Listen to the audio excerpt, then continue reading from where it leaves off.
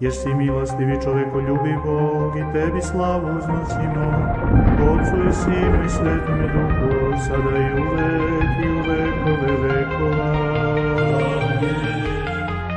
In a world of shadows and secrets untold, where primeval stories make the brave go cold, mighty gods on high and realms below, whispers of legends that shape each soul.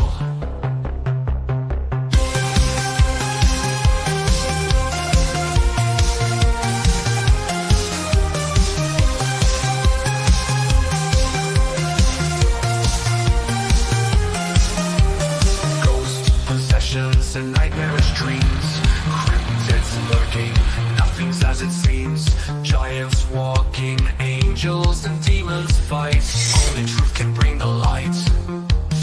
Through the echoes of time, the tales unfold, mysteries arise as the prophecies are foretold, from valiant knights to buried treasure.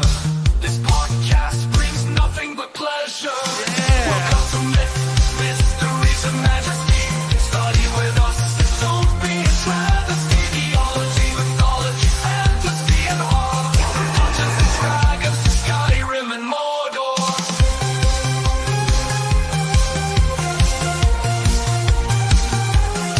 And Mordor, the powers haunt the evening, in gothic castles where they're screaming. Wizards cast spells in their towers tonight, exploiting enigmas hidden from our sight. Archaeologists make excavations deep of the ancient tombs where pharaohs sleep. In the dust of ages we chronicles keep, storytelling's power of monsters that creep. Myths, mysteries and majesty is the place for you to learn about this haunted space. From scholarship to manuscripts of old, unlock the secrets of wisdom and gold.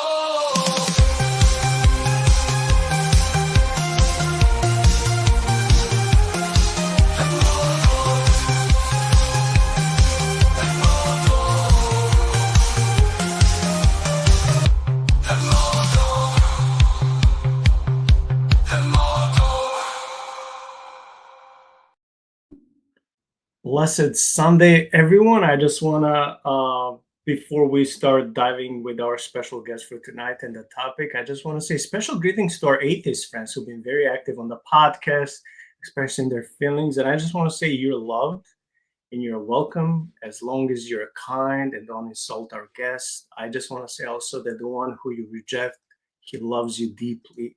So please continue being with the podcast and you're free to express your disagreements. As one guy was concerned that he may be banned, you won't be banned as long as you're respectful. But I just want to say a special and warm welcome to our atheist friends, and I'm not joking.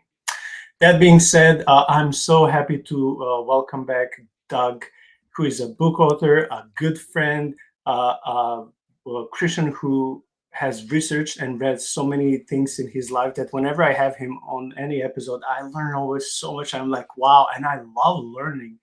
He's also the book author, been in the ministry when it comes to supernatural phenomena. He's a guy, whenever he speaks, I'm like, oh, okay, tell me more. I have like so many questions. Like, I feel like I'm in front of the campfire and speaking to this wise man who has so many stories and experiences. I'm like, okay, please, tell me more. So, Doug, can you please tell us something when it comes to your ministry, your books, your podcast, and then why did we opt for this topic tonight? Well, I have a little website called seerc.com. It just helps people who see in the spirit realm frame it within a biblical worldview.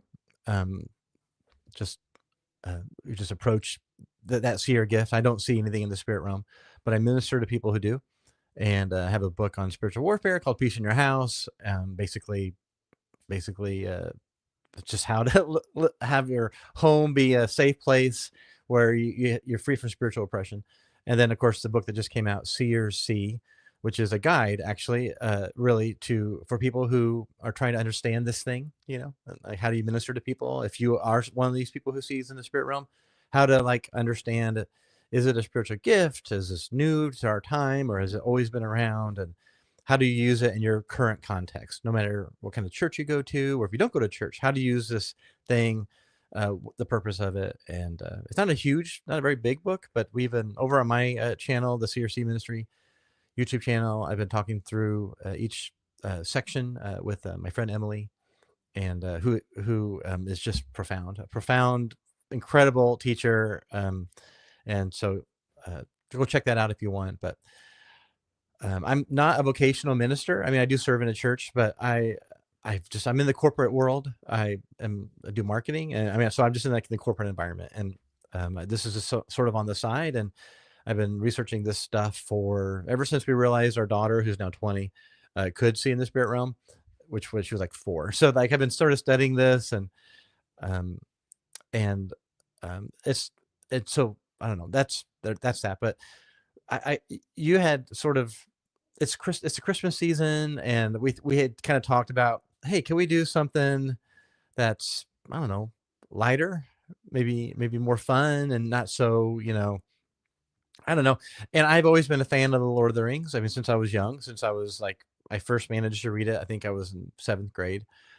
I had attempted it earlier, and it's just a story I've loved. And so I thought, hey, let's talk about it. I know you've had someone talk about like the gospel message of the Lord of the Rings, and I am actually less interested in that, and I'm just more interested in the story itself, the text, and in having like in the last, I don't know, about concurrent with understanding the biblical worldview, like the supernatural worldview of the Bible, I became aware that Tolkien wrote the Lord of the Rings also from a supernatural worldview. And I had read it from like a materialist mindset really my whole life. Yes, you can read something with elves and dwarves and, wizards and ring race from a materialist mindset. But when I took off that modern Western lens and I sort of like stepped into a supernatural worldview, the story really came alive and actually enriched how I read the Bible in a way. So, I mean, I just like,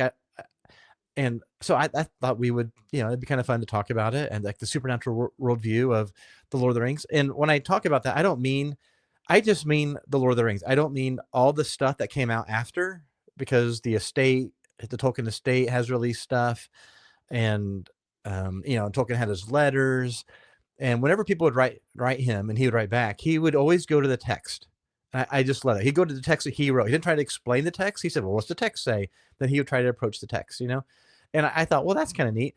And then I started listening to a podcast of a Tolkien professor, Tolkien scholar. And it just, I would, at this time period, 12, 15 years ago, I would either listen to stuff about Nephilim, or Tolkien, like you listen to Dr. Heiser, like, oh, Dr. Heiser. Or when I was needing something a little bit lighter, I'd listen to this Tolkien scholar. And it's just, they actually approached, the text in very similar ways. And I thought, well, that's interesting. And the Tolkien scholar had said that when he was teaching at a particular university about medieval literature, or the medieval Europe, he first introduced his students to the Lord of the Rings, because he said Tolkien wrote that from the worldview, the supernatural worldview of the medieval world. I'm like, oh, that's interesting. But the more I read it and thought about it, I thought, man, I think he actually wrote it from a worldview more in tune with the supernatural worldview that we've come to learn from Dr. Heiser and others. So that's fine. Yeah, it's fun. Yeah. It is super fun, and I like how you said, hey, it's the end of the year, it's Christmas, we don't have to do like some theological assessment of the, Tolkien's books seen through the Gospel's eyes, even though that's perfectly fine, and we also need that. And like you said, I did that with Dr. Lewis Marcus about a year ago, and tonight we'll be covering more spiritual assessment, and also when it comes to that divine council worldview and different spirits. So I think people will really enjoy listening to you, Doug. And what's also interesting, and this shows how I didn't plan this. When I asked you, hey, Doug, what topic would you like to pick for tonight? And you picked this one. And my next Sunday guest, Amber, that's the last Sunday of the year, she said, yeah, we can do also Tolkien, also Divine Council Worldview. And I said, okay, let's also put some Plato and Timaeus, and let's cover like Genesis stories. I can cover that, and you can cover like gods, entities, and stuff like that. So I'm like, I'm like, God, was this you? Like, I didn't plan this to sound this to be like this. But then both of my guests picked Tolkien. It's like, it's so funny. It's like, I don't know how this worked out. But I'm like, okay, God, I want to believe, you were behind this because it's more than mere fiction. There's so much to learn and parallel with reality, with the Bible, with the spiritual realm. So I'm just amazed. Doug, maybe we can start by me quoting you what you wrote in the outline. So you said we'll be dealing with the book version, not so much the movies. Yeah. Your hope is to present the worldview that will bring more enjoyment in reading the book with lessons on how to read the Bible and think about the world around us. We'll rely on just the text, not other materials Tolkien later wrote. And this is what you just mentioned. And then you gave the brief introduction that Lord of the Rings is fiction. The story presents itself as a historical document passed down from ancient prehistorical Europe, a time when the sea waters did not separate England from the rest of Europe. The Lord of the Rings provide glimpses of being part of an even more ancient, greater story going back thousands of years earlier. Tolkien never published the more ancient history because he never finished it. His heirs attempted to finish and release parts of it, so we'll just deal with the text. And then the first thing on the plate for tonight has to do with textual history. What is it about this section that you would like to kick off? Well, it's so interesting because the Lord of the Rings starts off. So I'm assuming listeners have not read it, but they're familiar maybe with the movies. And so I will try to engage the text through like the lens of the movies because um, that's just my assumption. But the text itself starts off very dry with a prologue, and it's like it references, well, this is passed down, and like Frodo wrote some of it, and Sam wrote some of it, and then Finnegal, the king's like scholar or the king's historian. I can't remember how it words it exactly. He also had part of it. I'm like, wait, what? So that's the frame of the story. That's part of the story, that there is a textual history to it.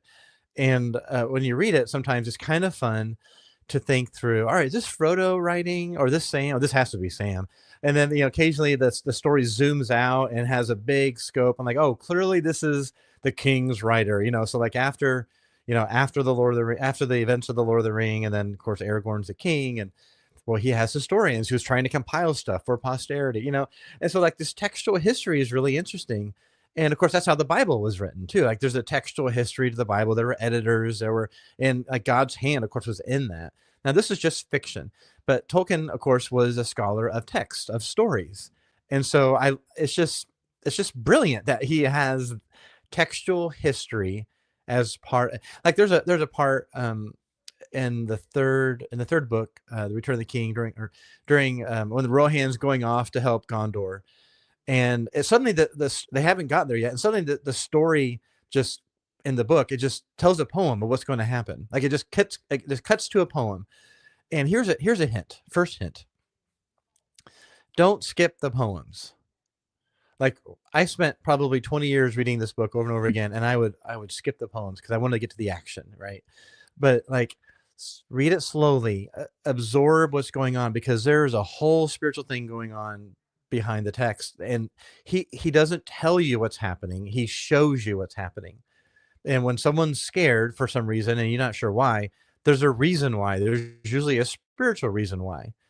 And so anyway, don't skip the poems, because each poem is written from the perspective of the person giving it, and even the race, and so like this one particular battle, before the battle happens, clearly Finnegal, the king's writer, inserted this poem, like because he's so moved in the moment, and then you get to the narration of what happens, and I mean it's Sean's funny in the chat, but it's anyway, so that's fun. That's part of the fun. Don't skip the poem. And actually, there is spiritual power in the poetry. There is spiritual power going on. Usually, when someone's singing, there's power being released in the spirit realm. And I know you've read The Hobbit. And just a quick example in The Hobbit, there's the riddle game when Frodo, or when Bilbo and Gollum are like they're in the cave, and they have this game of who can win the riddle game, and if Bilbo wins, then he gets shown out, and if Gollum wins, he eats Bilbo. Well, if the poems, that's a magical battle, if you will, or maybe magical is a triggering word. It's a spiritual battle because Bilbo is giving poems from his worldview, Gollum is giving poems from his worldview, and the question is who's going to win, whose worldview is actually going to win in that moment, and it looks like Gollum's worldview is going to win. I mean, like it gets deeper, darker, and darker and darker, and that's a spiritual battle, basically.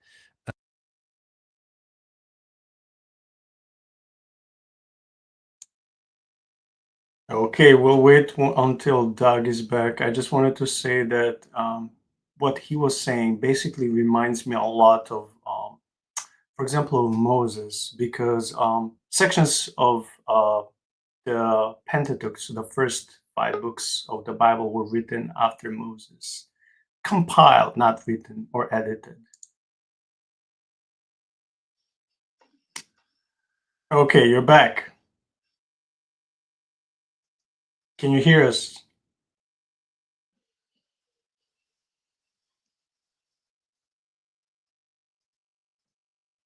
Can you hear us, Doug? Can you hear me? Yes, I can hear you now. That was weird. I don't know if I lost the internet or you did, but anyway, I'm back. I don't know why it's showing there. Okay. Yeah. So where did I was saying while you were gone, I was just trying to say something until, because I don't want everything to be silent until you're back. I just want to say how the story, first, what you were saying reminds me about Moses in 2 different ways. First, that sections of the Pentateuch were written, compiled, finished, edited, use whatever verb you want to use after Moses' death.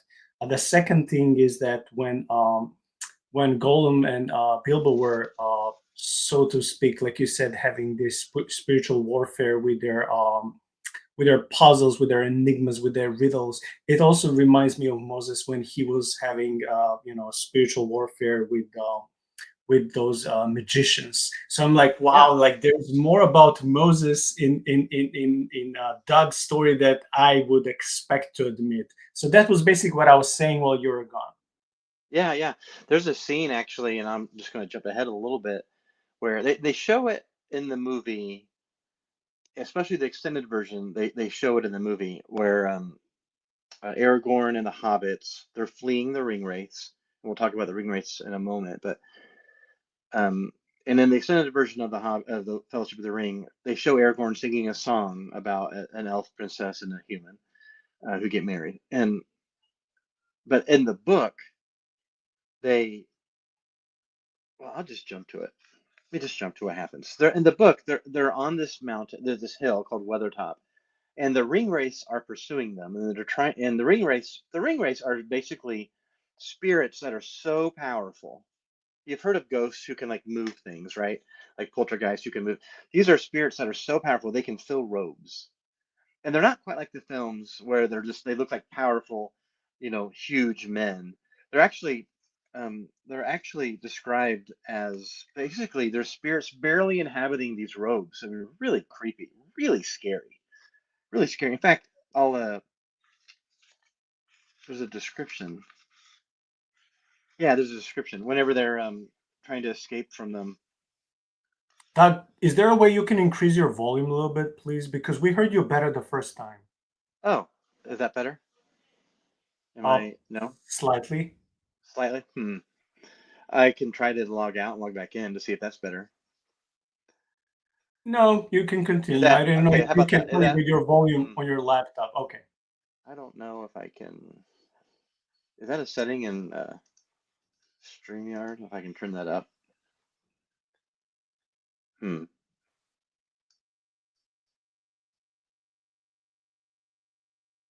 Nope. You're muted now. Okay, technology. Well, I'll just speak louder. How about I can project? Maybe. Would that be helpful? Okay. I don't know why I'm being silent to see if you can hear me because. Well, anyway, the ring wraiths are basically spirits. They're ghosts. Wraiths is another word for ghost, right? They're ghosts that inhabit robes. and they attack using fear. That's their weapon. It's not swords like in the movies.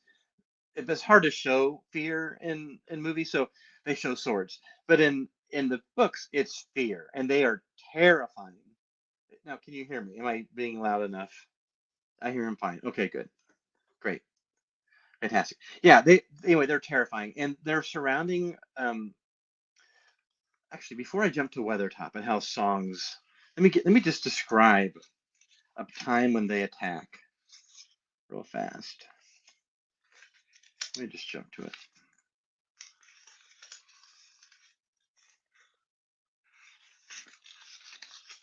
I'm jumping around a little bit, but yeah. Okay. So Frodo and his friends, they leave the Shire, and they leave. And this is not in the book, and this is not in the movie, but they leave a friend named Fatty home at this house, and Fatty's impersonating Frodo because they know they're being pursued.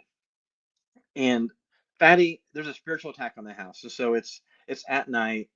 Frodo and the hobbits and his friends are they're at Bree in the hotel, and he says this. It says this. The town they're in is Crick Hollow. The town Fatty's in is Crick Hollow. The house at Crick Hollow stood silent. Fatty Bulger opened the door cautiously and peered out. A feeling of fear had been growing on him all day, and he had been unable to rest or go to bed. There was a brooding threat in the breathless night air. He is under spiritual attack. Like the house, he doesn't know it, but it is surrounded by ring wraiths. There's like half of them are there and half of them are off in the wilderness. And he does not know that. And we don't know that till later, much later. All we know is it says this. He says, as he stared out into the gloom, a black shadow moved under the trees. The gate seemed to open on its own accord and close again without a sound. Terror seized him. And then it goes on. And they don't attack the house yet. The spirits, the ringwraiths, go to the four corners of the house and they just wait all night, letting him suffer under the spiritual attack of fear. And then, how many have experienced like night terrors, or nightmares or a spiritual attack? Like, I don't understand why I'm afraid. Well, you might be under spiritual attack. I mean, in real life, you know. And eventually, it says, the cold hour before dawn was passing. The figure by the door moved, and that's when they attack. So he is under spiritual attack all night long until the hour before dawn, and then they attack. Well, they don't know that he freaks out. He has already taken off across the backyard. Like he's run away. He's terrified. What drives the ring race back is he runs like a mile to his neighbors, and he just blubbers about they don't know what. And so then they blow a horn, and then there's like fire lanterns, and hobbits are running around everywhere, and they blow a horn like run or attack, and the ring race retreat. So like the community fights them back, not with weapons, but like community of like we're here to help, and that's what drives the ring race back. And isn't that interesting? So like, how many of us have been under spiritual attack by ourselves and we don't reach out to someone? And this is like this is a hint. Like maybe you reach out to someone. I need prayer right now. I am feeling terrified. I'm having a panic attack. Or whatever. Like poor Fatty Bulger is what his name is, or Bulger. Poor Fatty. He doesn't know what's going on. He has no idea what's going on. And so something very similar happens to the hobbits when they're on this weather top. And this is in the movie, and Aragorn is off, and the ring race come. Creepy scene in the movie. Well done scene. But it's not like that in the book. So in the book, Aragorn is there, and what is going on? I will. So what is going on is they're in this.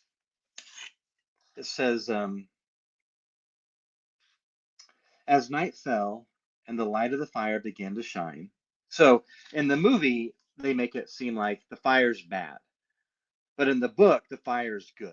Like you want light. If you're under spiritual attack, you don't want to be in the dark, right? And so he says, as night fell and the light of the fire began to shine out brightly, he Aragorn, began to tell them tales to keep their minds from fear. They're under spiritual attack, and I don't think he knows the ring wraiths are actually attacking them, but they are. And so he tells stories, and it goes on, and he tells stories, and there's this beautiful long poem. Don't skip the poem. I'm going to skip the poem. But when you're reading it, don't skip the poem. Let it work on you.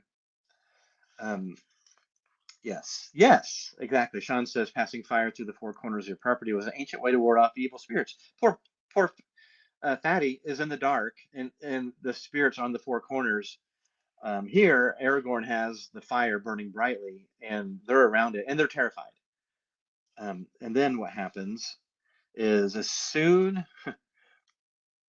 the story ended, the hobbits moved and stretched. Look, Mary said. The moon is rising. It must be getting late. The others looked up. Even as they did so, they saw on the top of the hill something small and dark against the glimmer of the moonrise.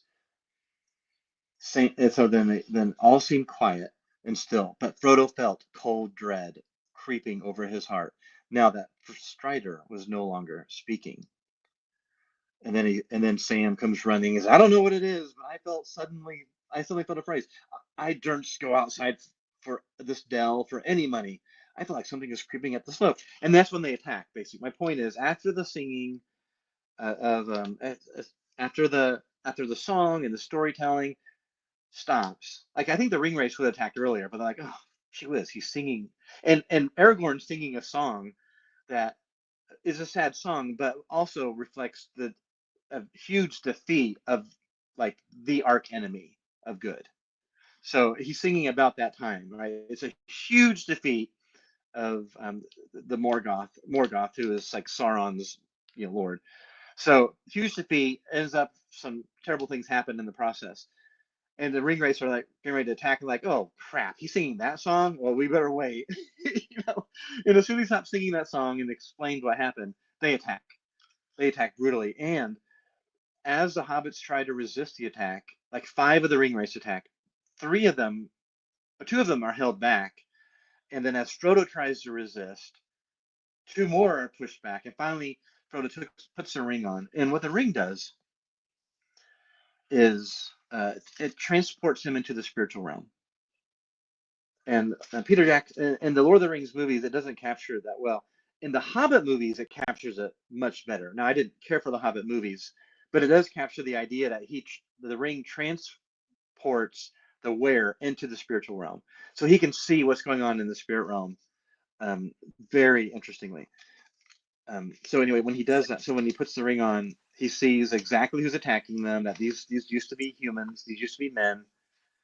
And I took my tab out. Something very strange happens. So he's being attacked. Yeah, Doug, he's being attacked. I was wondering if we can parallel this maybe with David playing his instrument to ward off the demon that was attacking King Saul. So there is this power in music, but not just in any music. There is this power in spiritual music that has to come in a way from God, or in a way to be turned upwards towards Him. And that thing, because it's about Him, not about us, especially in unity, if there's more than just believer, gives us sort of a protection, because God hears it, and with that praising Him, He's in our midst. So when you're telling about this, I was just visualizing about David. Yeah, I think maybe Tolkien got his idea from that, and in like medieval worldview, like singing songs to keep away. And we do this now. Whenever I feel fear, what do? I often put on a worship song and I sing it. Well, right before the final ring, the most powerful ring race gets ready to stab him and grab the ring, it says this: at that moment, Frodo threw himself forward on the ground, and he heard himself cry aloud, "Oh, Elbereth Gilthoniel." He starts to speak in tongues. Now, Elbereth is a spirit, is a like a goddess, like the god of the elves, and she basically steps in and uses her name, and there's power in the name, and that pushes the ring wraith back. Now he does stab Frodo, but basically the name, and then Aragorn says later, well, the name that you shouted Elbereth, that's what pushed him back, because your sword is nothing against a spirit. Like, your swords don't work on spirits, guys. But the name of a deity, particularly our deity. Now, this is pre-Christian, right? So she takes a hand and he starts speaking tongues and pushes him back. I mean, the poor ringwraith didn't have a chance. Like suddenly a god comes in and like protects poor Frodo. So it's just a really interesting. And you see this occasionally. You see what we would call spiritual gifts, where suddenly Frodo or Sam, they start speaking in another language, and power is released through them. And they're like, I don't know why I said that, but they needed it. And like when you have a supernatural framework, even the biblical supernatural framework, you can kind of say, huh. Now, that's just kind of interesting, right? Like it took a spiritual power greater than the ring wraith to come in and push the ring wraith back, even though Frodo almost got completely killed in it. So, Doug, I just have a random question popping in my mind. Do you think huh? that what is the speaking in tongues for Christians? Do you think that abusing and twisting the gift of tongues would be magicians using incantations to speak in their own tongues to summon someone else except Yahweh?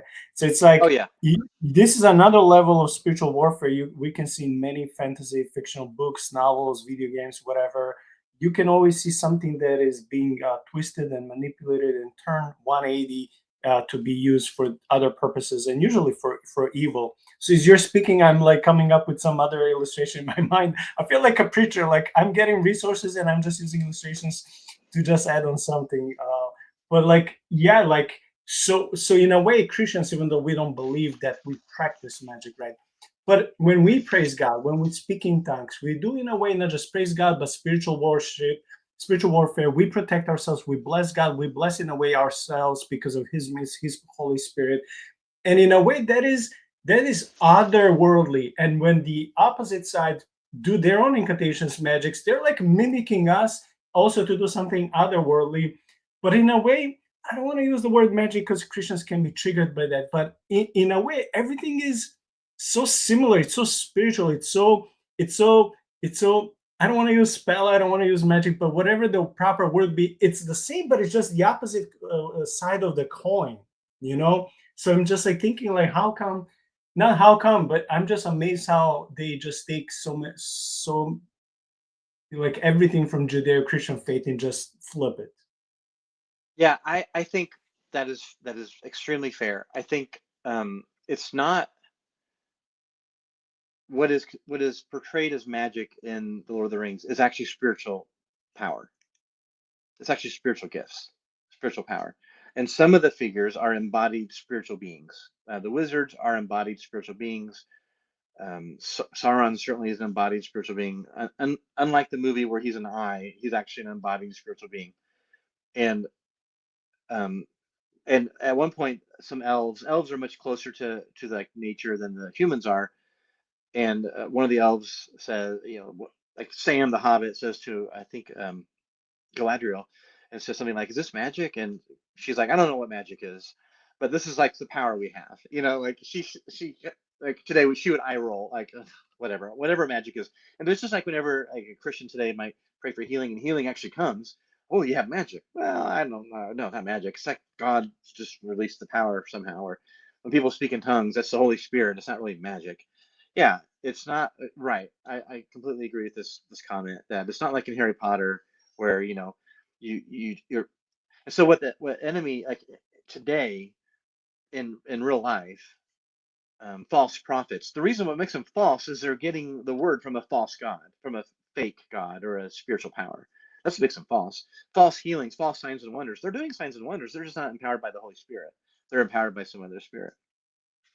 So along those tongues, I'm just going to jump way ahead. I'm not going in order of my notes, I apologize, but you remember in the Two Towers, or is it Return of the King? I don't remember whichever movie it is where the giant spider captures Frodo and then Sam like attacks the spider. The second one, yeah, I Shelob. think it's the second one, yeah. Shelob, exactly. So there's in the book when before when they're in the cave, and there's the cobwebs and everything, and they're trapped, and it's pitch black. And so in the movie they can't show pitch black, of course, because it's a movie. But in the book it's pitch black, and here's what happens. Um, Sam is with them with Frodo and in the book. It's a trap, said Sam, and it's pitch black. And then he says, then as he stood, darkness about him and blackness of despair and anger in his heart, it seemed to him that he saw a light in his mind. So this would be like a word of knowledge or a word of wisdom or maybe a prophetic word. Okay. So a light in his mind, almost unbearably bright at first, as a sun ray to the eyes of one long hidden in a windowless pit. When the light became color, green, gold, silver, white. Far off, as in a little picture drawn by elven fingers, he saw the Lady Galadriel standing on the grass of Lorien. So he's having a vision, and gifts are in his hands. And you, ring bearer, you heard her say, remote but clear, I have prepared for you. I have prepared this. And so then it cuts to the Shelob getting ready to attack in the dark, and he's remembering, oh, the star glass, the star glass, and he yells star glass, and he's like, star glass, and Frodo takes it out, and then here's what happens. He had never used it for fear of its revealing light. Then he calls this out, and I'm going to mispronounce it because it's in Elvish. Aya arendel elanion ankananina, he cried, and knew not what he had spoken, for it seemed that another voice spoke through him, clear, untroubled by the foul air of the pit.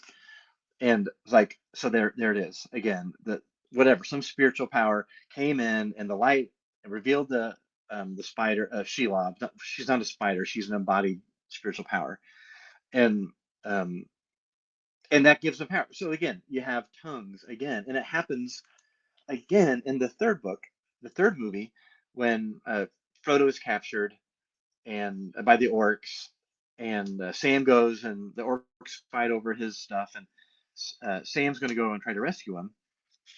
And there's something called the Watchers. Now these aren't Watchers like we think of them in the Bible, but they're two like statues that have spirits in them that create, and they watch, and they can, and it literally says, they knew an enemy, visible or invisible, none could, visible or invisible.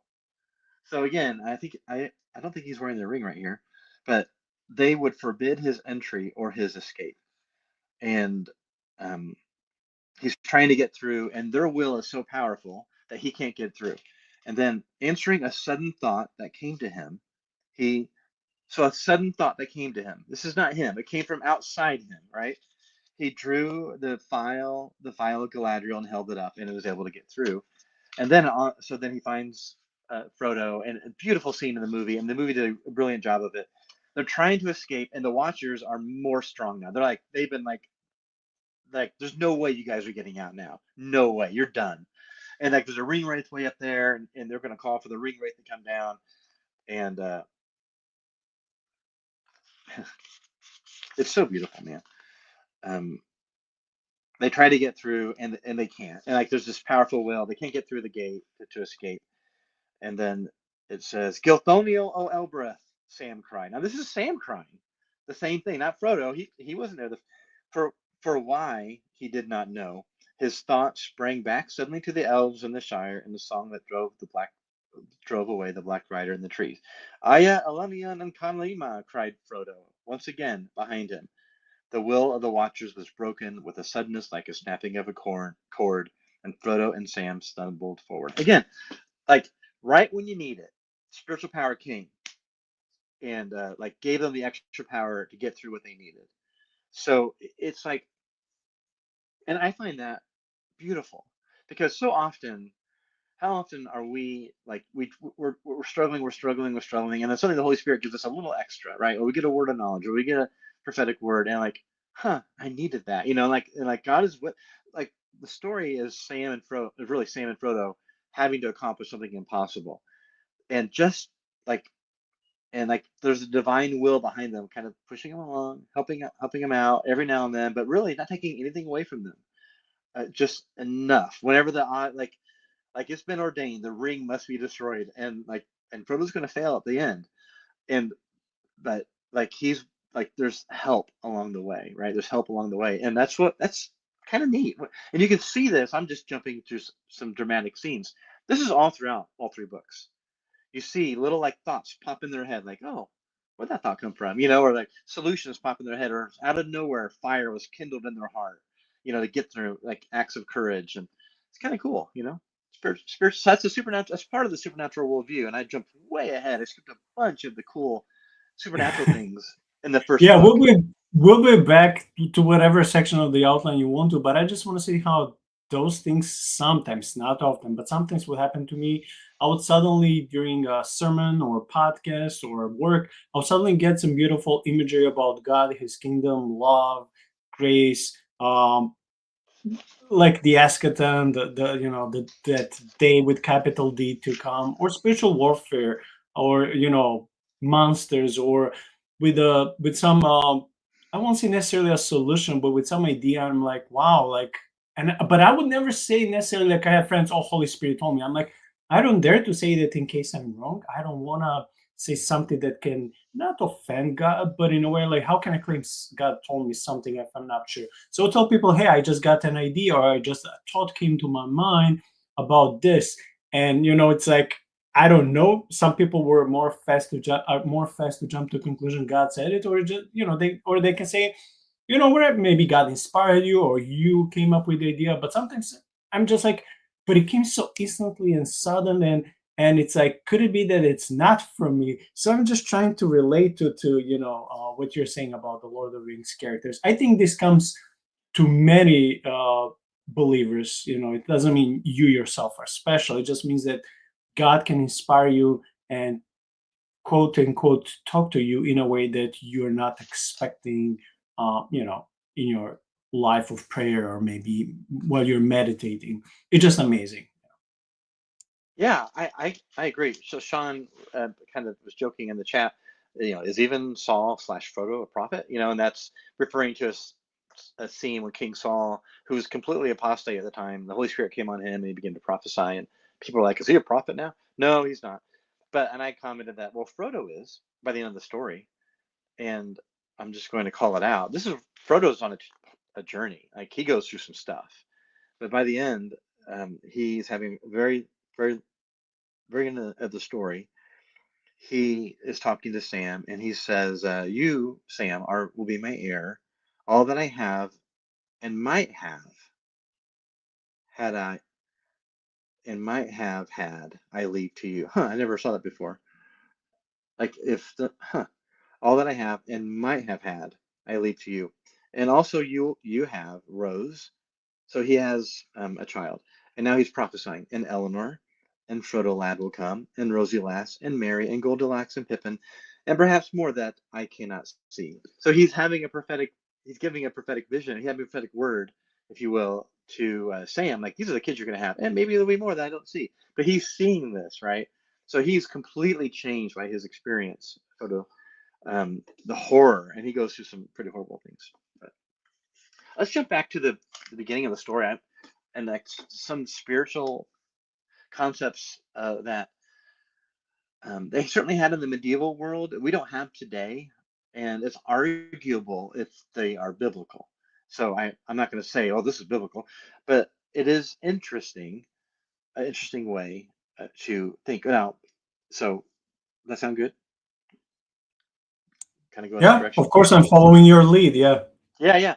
So I want to talk about like spiritual forces, spiritual powers. There is a figure in the book, not in the films, not in any of the films. And the reason they're not in any of the films is he's really weird, and it just wouldn't translate well. Well, actually, he's in the He's in Rings the of TV Power. show. He's in He's the in the Rings TV of show Power. in the Yeah. season 2. I, Yeah. dude, I can't watch. It's so I'm sorry. I know some people like Rings of Power. I couldn't get past season 1. It is awful. It is like some of the worst television I've ever seen. And my wife Amy was like, well, we by the end of season 1 of Rings of Power, we were watching just to laugh at it because it was just that bad. And she asked, "Was season 2 out?" I said, "Oh yeah, it's out. I heard it's worse than the first season." She's like, "Well, we should watch it just to laugh at it." So we may end up watching season 2 just to laugh at it, but it's terrible. Well, anyway, I'm talking about Tom Bombadil, of course. Tom Bombadil. Sometimes people say, "Well, is he God?" And the reason they ask that is because there's a scene where the hobbits ask, "Who's Tom Bombadil?" to his wife, Goldberry, and she says, "He is." And so they say, "Oh, that's like God saying, 'I am.'" And like, no, no, no, that's not it at all. It's like, he is. That guy right there. He's Tom Bombadil. What kind of question is that? So, we have to understand like the context. Like, who's Tom Bombadil? Well, that guy right there is. And he's like, well, that's not what I mean, because she didn't ask what is Tom Bombadil. He asked, who is Tom Bombadil? Well, he's Tom Bombadil. Well, he is who he is. Just pay attention to him. He's a nature deity. He's like a spiritual power. So they're in the beginning of the story, right? They're escaping. They're fleeing the ring race, and they leave the house in Crick Hollow and they go into this forest, and it's an old forest, and there's a spiritual power over the forest called Old Man Willow, and he sings this song which they can kind of hear if they listen, and through his song he's enchanting the forest and he's driving the hobbits, maybe because they have the ring. I don't, not really sure why he's doing this to them. He doesn't do it to everybody, but he drives the hobbits down to himself, and he's a tree spirit, a nature, almost like a nature deity, a really powerful tree spirit, and he's going to kill them. Like it's kind of a terrifying scene when you read it. It's a slow chapter.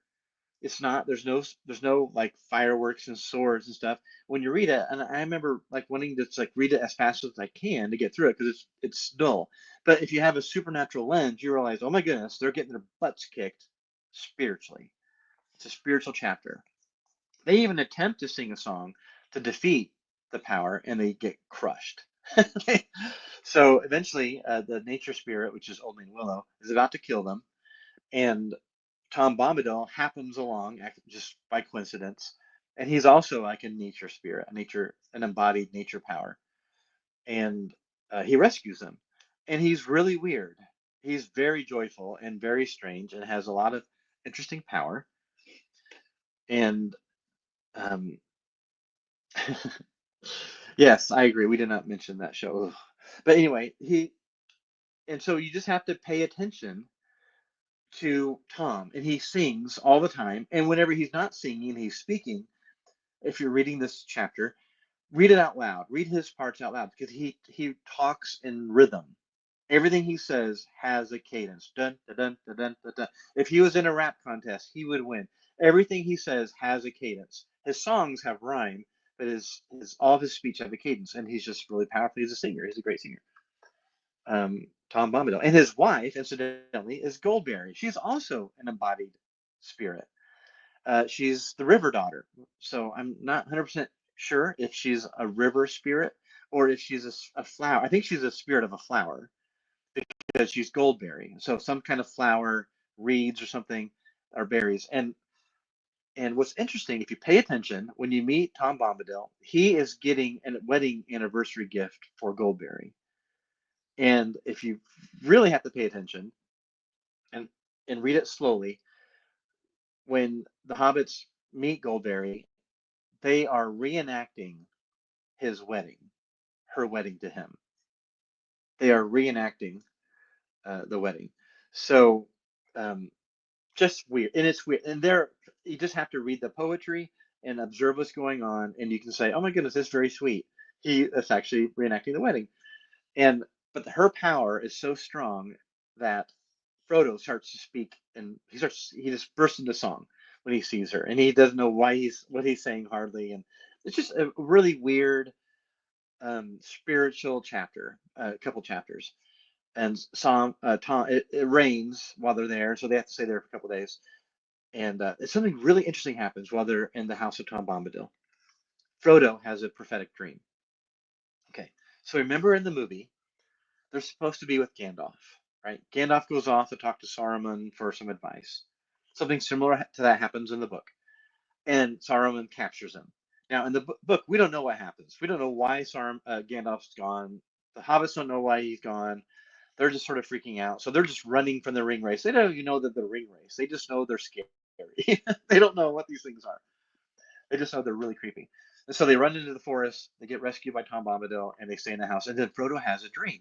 Now remember where Gandalf is. He is on that tower, on top of the tower, and he actually gets rescued by an eagle. Right? Remember how the eagle comes and he rescues him? What we learn later is all that happens, and what we learn later, he gets taken someplace and he gets on a horse and he's riding as fast as he can to the Shire to rescue them. He's just a couple of days behind them, but they don't know that. We don't know that. We don't know. We learn that much later. Here's what it says about his prophetic dream.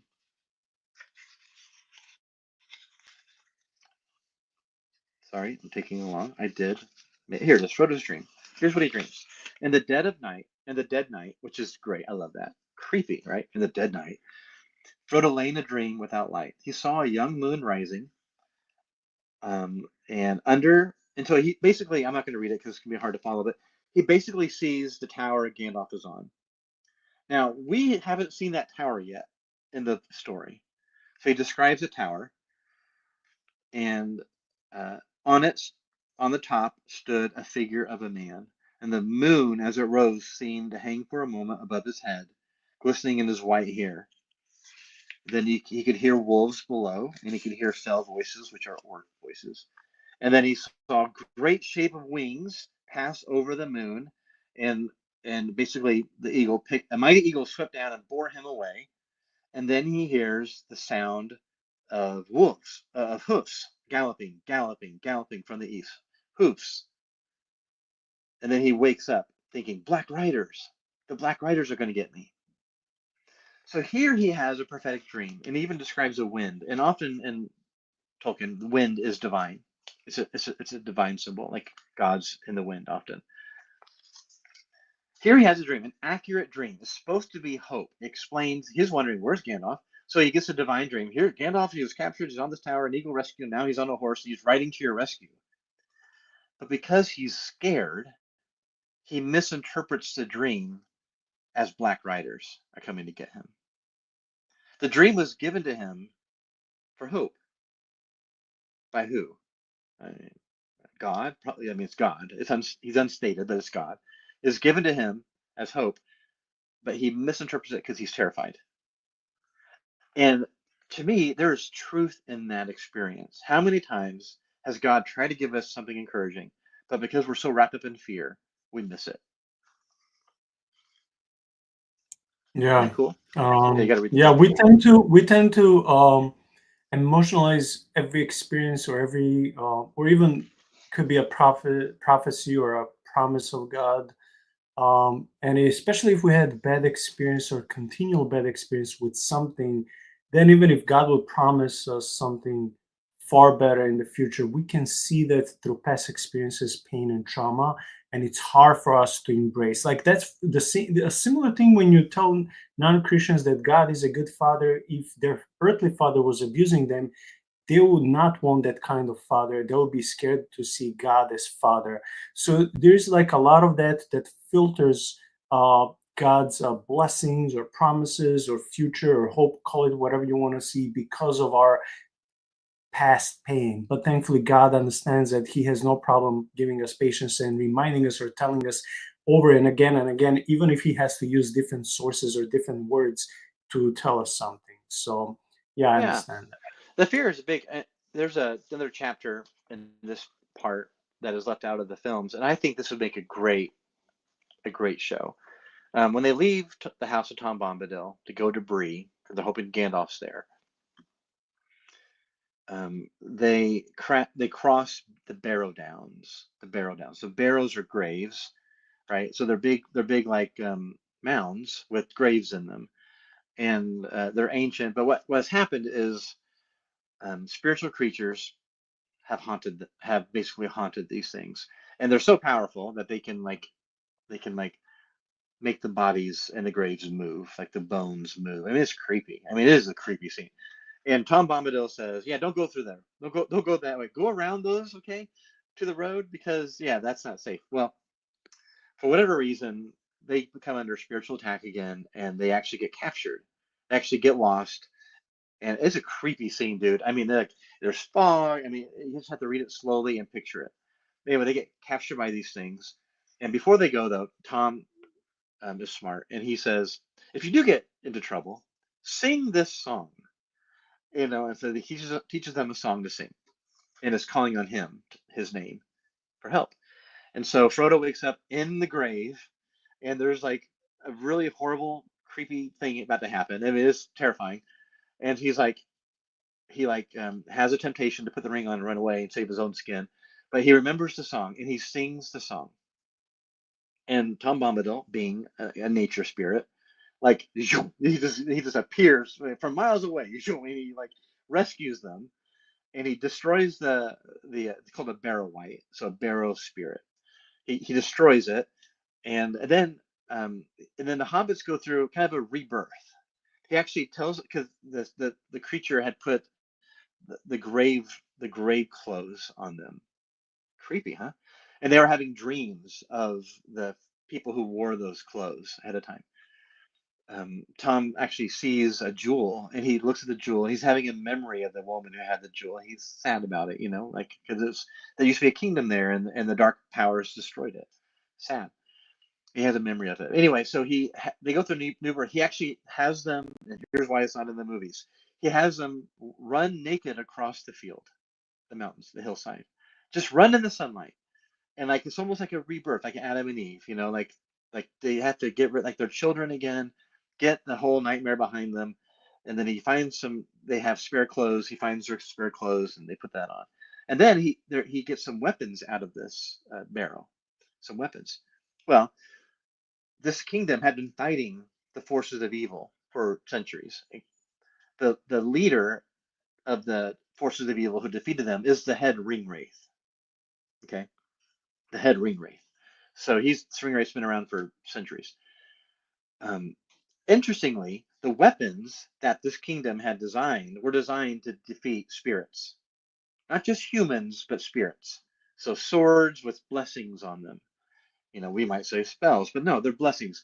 We might say scripture was written on them. And like we have scripture on our house, on the walls, right? Scripture, like these aren't scriptures. This is not, but blessings, songs, anti-witch king songs and blessings are written on these swords. One of them was given to Mary. Given to Mary. This most traumatic moment in his life to that point. He carries his sword all the way to the Battle of Pelennor Fields, where he stabs the Witch King who's about to kill Eowyn. In an incredible scene. There's a prophecy that no man can kill the Witch King because he's not a man. He's a spirit. And she rips off her head. I am no man, And right before she stabs him, beautiful scene. It shows it in the book or in the movie. Mary stabs him, but in the text is beautiful. It says behind his mighty knee, but because it's an enchanted blade with blessings on it, it can pierce into the unseen realm, and it breaks the spell that binds him together. And that's when Eowyn, puts the sword into him and kills him. And it, yeah, and then like the writer, like I think it's just Finnegal inserts something about happy would I can't remember I can't be like Tolkien. I'm more like the Rings of Power writers. I can pretend to be Tolkien. It sounds terrible, so just be with it. It's like happy would he who forged the knife know that with it came the Witch King came to his brutal end or whatever. That's like Yoda Tolkien. Oh, dude, it's terrible. It's better than the Rings of Power writers, though. I will say that. Anyway, it's a beautiful scene, beautifully written. In fact, that whole battle scene, I have a hard time reading it without tears sometimes because it's not like the movies where Aragorn brings the spirit army that are super powered and destroy everybody. Let's talk about it. So Aragorn's the king, the Return of the King, who is almost a metaphor for the return of Jesus, right? I mean, Aragorn comes, the tree of life springs into life again. I mean, there's all sorts of beautiful metaphors of what will be like when Jesus returns. But what Aragorn does is just like in the movies, he goes to the mountain, the haunted mountain, and there's a ghost army there who have and the reason they're a ghost army is they were used to be a real army, and when the king of Gondor asked them to come fight a battle against Sauron, they chickened out and they worshiped Sauron instead. So he cursed them, and they all died there, and their spirits are restless there in the mountain. And so Aragorn, needing an emergency army, goes to them and calls them to his aid. Now their only weapon is fear. It's not like the movies where they can kill people. Their only weapon, because that's what ghosts are. Their only weapon is fear. And so he uses them. And what's happening is there's an army coming up the river, which is engaging one of Gondor's armies. One of Gondor's armies. And so he uses them and all the spirits. And at one point, Legolas, who is a seer, all the elves are seers. All the elves can see in the spirit realm. Gandalf can see in the spirit realm. Frodo can when he has the ring on, but no one else can. And there's some beautiful scenes where the point of view of the book goes to Legolas. It describes what he's seeing in the spirit realm, and so he can see armies. Gimli is like freaking out because he's terrified, but Legolas is like, man, I see like streamers and army.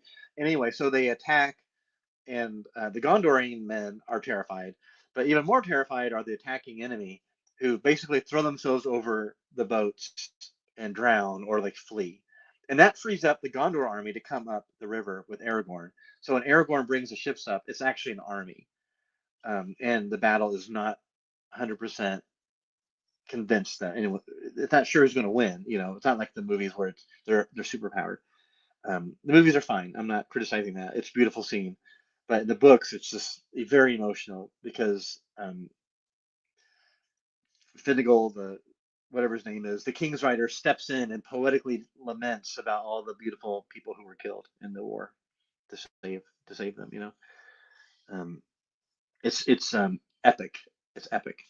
Anyway, so yeah, seers in the Bible. Seers are in the Bible. That's in my book. And this is not the Bible. This is Lord of the Rings. Seers in the Lord of the Rings. It's pretty neat. Once Aragorn, if you remember, when Aragorn and Gimli and Legolas are chasing the orcs to rescue Merry and Pippin, and they're on foot, and the riders come up. The riders of Rohan come up, and it's a really quick scene in the book and the movie. It's a beautiful scene in the. I'm actually going to read you what Legolas sees because I bookmarked it. So I will post it here. So remember the Rohirrim? Eomer asks Aragorn, "Who are you? Like, come on, like, who are you?"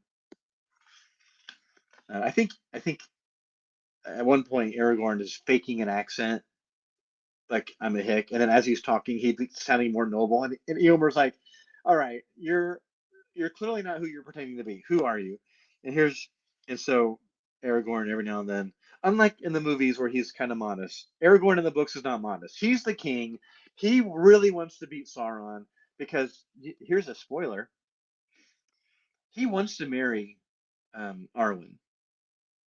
Like, he wants to reenact Luthien and Beren. He wants to marry Arwen. That's his girl. And Arwen's dad, Elrond, said, only the king of Gondor can marry Arwen. And he's like, done. I'm going to take out Sauron. I'm going to do what I can, and I'm going to become king, and I can marry my girl. Okay. So anyway, so here's what he says. So like, okay, who are you? Like Eomer's like, who are you? And Aragorn threw back his sword. His elven chief glittered as he grasped it, and the bright blade of Anduril shone like the sudden flame as he swept it out. Elendil, he cried, I am Aragorn, son of Arathorn. I am called Elisar, the Deathstone. Dunedain, the heir of Isildur, Elendil, son of Gondor. Here is the sword that was broken. It is forged again. Would you aid me or thwart me? Choose swiftly. Gotta love Aragorn. I did a terrible job of. I did a better job acting than anyone in Rings of Power, but still not what Aragorn did. And then Legolas it jumps to his point of view, and it says this. For a moment, it seemed to the eyes of Legolas that a white flame flickered on the brows of Aragorn like a shining crown. Isn't that cool? It's just like spiritual. So my point is this. I don't know. We've been talking a while. I could talk about Lord of the Rings a lot. When you read Lord of the Rings, read it with the supernatural worldview, and read it slowly, because there are supernatural things going on that are not told; they are shown. And what's interesting is the more you can do that, the more you'll look around in your real life and see supernatural things in play. The Lord of the Rings is not real, it's fiction. But good fiction enriches us. There's a reason people still read Homer. There's a reason people still read the Epic of Gilgamesh or Beowulf. Good fiction enriches us and helps us live better lives now. And Lord of the Rings is one of the most influential books in the 20th century. I have a question. I don't know if you plan to go back to Tom Bombadil, but I have a. When you think about his entity, the way he's described, even though it's enigmatic, I'm thinking he is probably, if we will look at through the biblical lenses, one of those high spiritual entities, the sons of God, angels, whatever you want to call them, maybe even archangels, that did not rebel against God, that kept doing his job. And he's not, I mean, he's good, but he's also neutral. Like, if you come, even if you don't serve God, but if you come in the territory where he's positioned by God to serve and protect, to guard the animals and the trees and the whole flora and fauna of that region, even if you come and you're just minding your business, you're not destroying it, he will not attack you. It's like some spiritual entity of certain regions. They're like, can't really tell what they are. They have different names in different cultures. But like the same way, I don't know if you remember, Doug, when you and I covered some werewolf stories and dogman stories a year ago, and some of them were in Illinois. Like this guy that was lost in the woods. He says some entity was jumping from the top of the woods and following him, and he said it was scary and big. It could have easily killed him, but because he was not hurting anyone, the entity was intentional keeping the distance. It could have ran and hurt him if it wanted to, but it kept following him at the distance. Once when he left the woods and got back to his car, the entity didn't step the woods and follow him. So this was basically the entity saying, this is my territory. I can hurt you if I want to, but I don't want you. So I'm just thinking, I'm not saying that Tom Bombadil would be the same entity. Not at all. Tom Bombadil is way more intelligent, way more human-like, even though it's not human. Can marry, obviously, enjoy living in a house, whatever. But I'm just thinking that this type of entity is one of those that were like faithful to Yahweh, in the Old Testament and in general in the Bible. Like, he didn't break his covenant. He stayed faithful. He was, in this case, helping hobbits and helping the good guys, but also choose not to like necessarily abandon. Not to abandon his position to go to the all sorts, to all sides and ends of the Middle Earth. He wants to help, but it's like, I'm here. That's number one. Number two is like the way when he said, this is the song, if you call it, call my name, I'll come and help you. I'm thinking about Jonah. When Jonah was entangled, like in Sheol, and he said these waters are too deep, they're like covering his neck, he's dying. And many scholars are saying that, in a way, Jonah did die. So he's like the pre-picture of Jesus's death and resurrection. So he calls upon the name of the Lord, and God comes and he saves him. And in no way would Tom be considered to be Messiah type. But in this way, he's like positioned by God to go and help that region. So it's in his territory. And if something has to do with evil, it's kind of his business to go and help. So I'm just seeing multiple levels of multiple layers when it comes to Tom. What will be his biblically described and biblically defined position and job description? And it's so amazing and it's beautiful. It is scriptural, but it's also very theological and spiritual. Even though at the beginning you said this will not be a very theological, like scholarly, session like I did with Dr. Lewis Marcus last year. But it's impossible for us not to go theological and scholarly whenever we dissect these things and we say, well, the Bible speaks about them. So it's like, we have to be a bit theological. So I don't know if you would like to go back to Tom, his personality, his job, and stuff like that. Yeah. So in my fear book, I speculate that creatures like Bigfoot, some manifestations of Bigfoot or Thunderbird, might be chaos monsters. They might be like the spiritual manifestation of chaos monsters. And so Tom Bombadil is like, he is perfectly fine with Old Man Willow, a wicked spirit, being in his territory.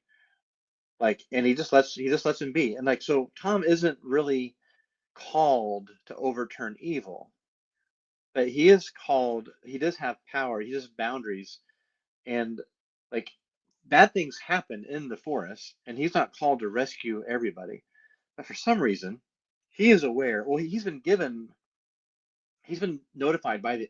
So earlier, Frodo, Sam, and Pippin are rescued by elves when they're on the run in the Shire. They are rescued by elves, and the elves promise to send word out. So Tom and Goldberry have heard word from the elves that something's up with these hobbits, and it turns out Tom figures it out. Like Frodo tells him, "Oh, I have the ring," and he actually puts the ring on his finger, and Tom does not disappear.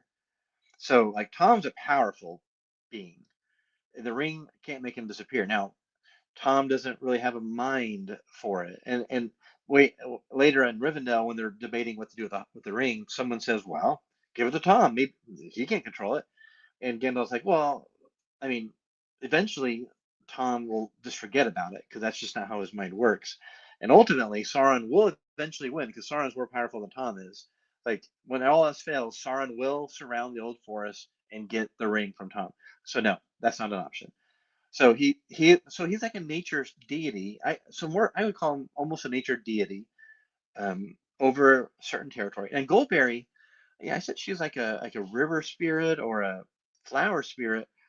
But Tom says it. I said it's raining. Remember they had to say because it was raining.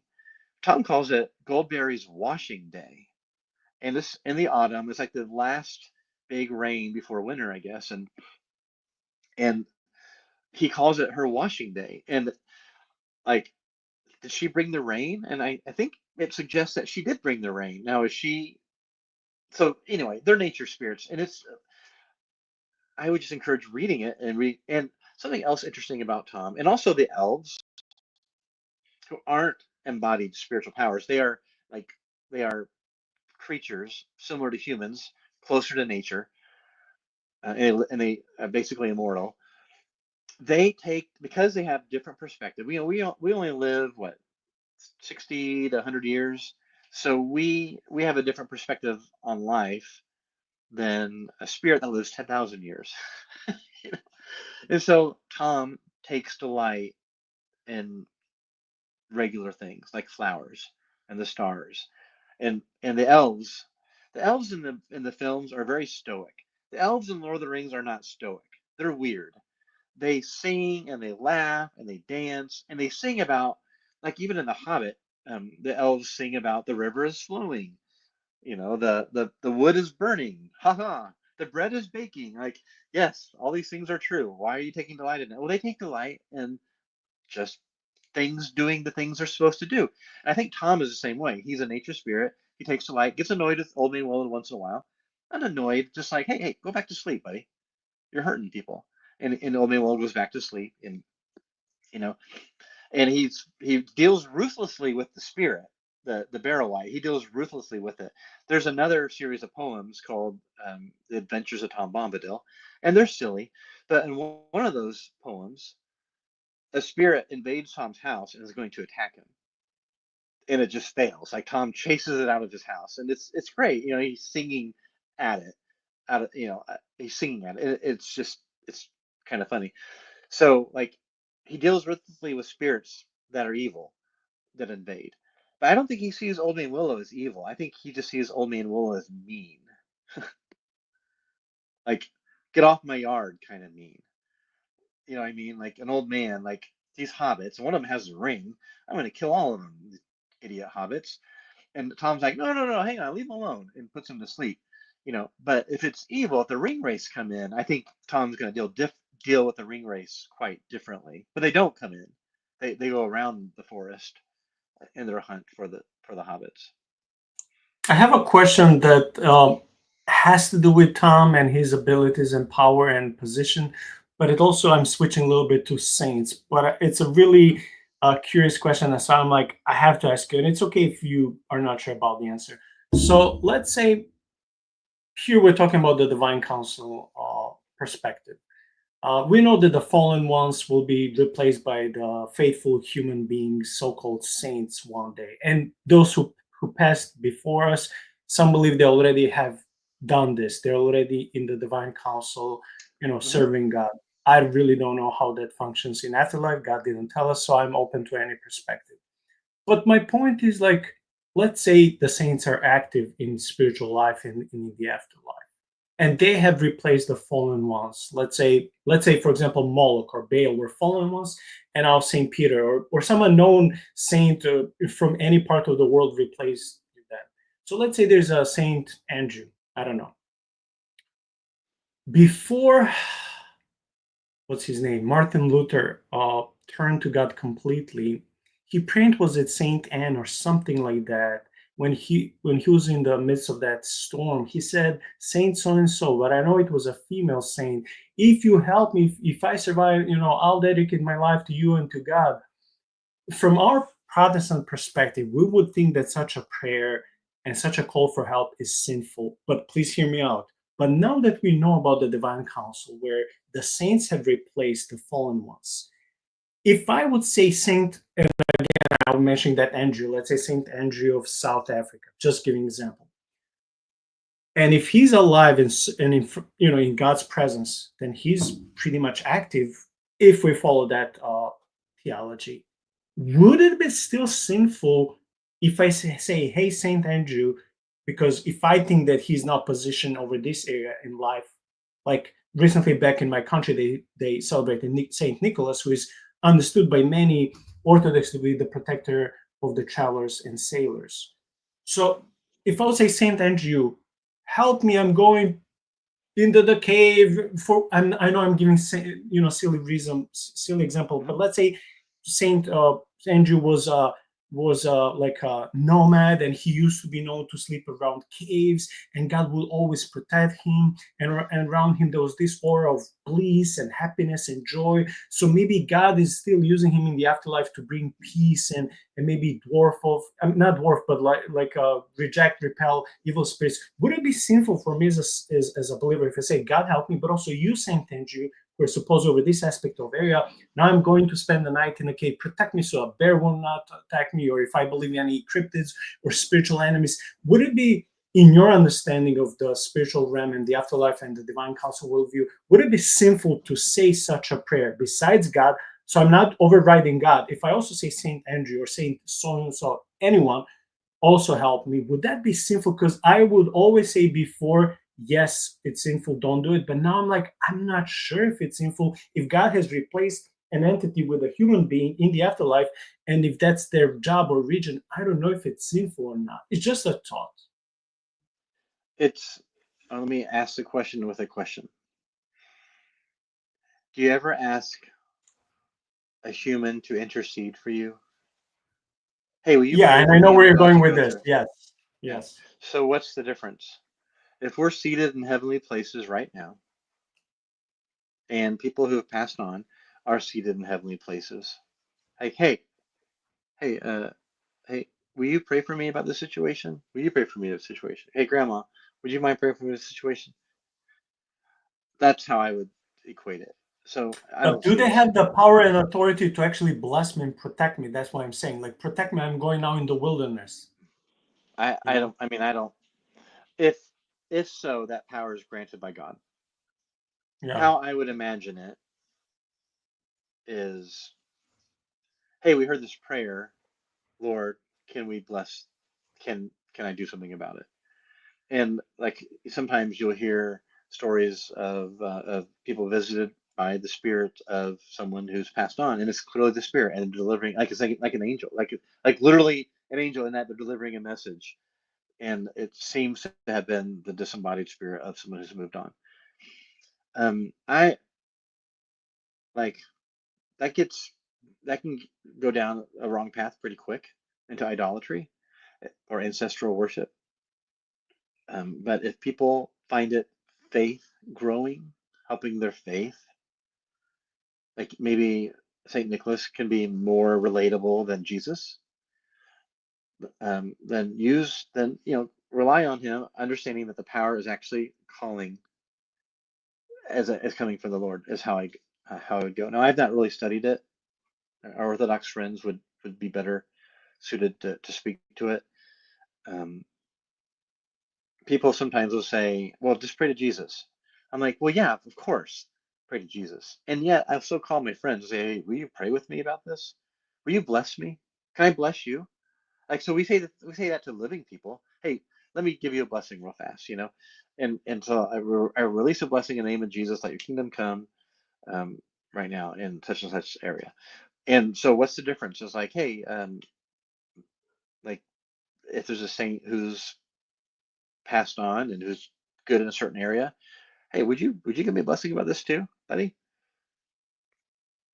Yeah, that was my question, because if Tom is a faithful, spiritual being, a very powerful one, way more powerful than a regular angel, and Mhm. God's power is manifested through him, that's why I'm saying maybe in a similar fashion, if you say Saint Andrew or Nicholas or whatever, not just pray for me, not just pray for me, bless me, protect me, make me more courageous, stronger. I'm like, I don't know if we are crossing the border, like you said, with idolatry, because I would feel such a prayer should be sent only to God, you Mhm. know. I mean, So I agree with you. However, I'm not willing to call someone who disagrees blasphemous, as long as their loyalty is to the Lord. You know what I mean? Like, yeah, yeah. So, I mean, throughout the Lord of the Rings, they often are calling on Galadriel, who she can't hear them, but thoughts do come to mind, or they're often calling on Elbereth. In fact, I mentioned how Elbereth, who is like the deity over the elves, basically who they revere the most, um, how she takes a hand several times, a few times, but once Frodo tries to force the issue and call on her, and it doesn't work. Like like earlier, when before he gets stabbed, you know, she comes and releases power using her name through him. Later, at the ford, when the ringleaders are chasing him, he calls on her himself, and like, yeah, she's not in there, and nothing happens. And the ringleader kind of laughs and like uses like the Force, like in Star Wars, it looks like the Force. I think it's where George Lucas got the idea. You know, he lifts his hand and like the sword goes flying and he goes flying. He's struck dumb.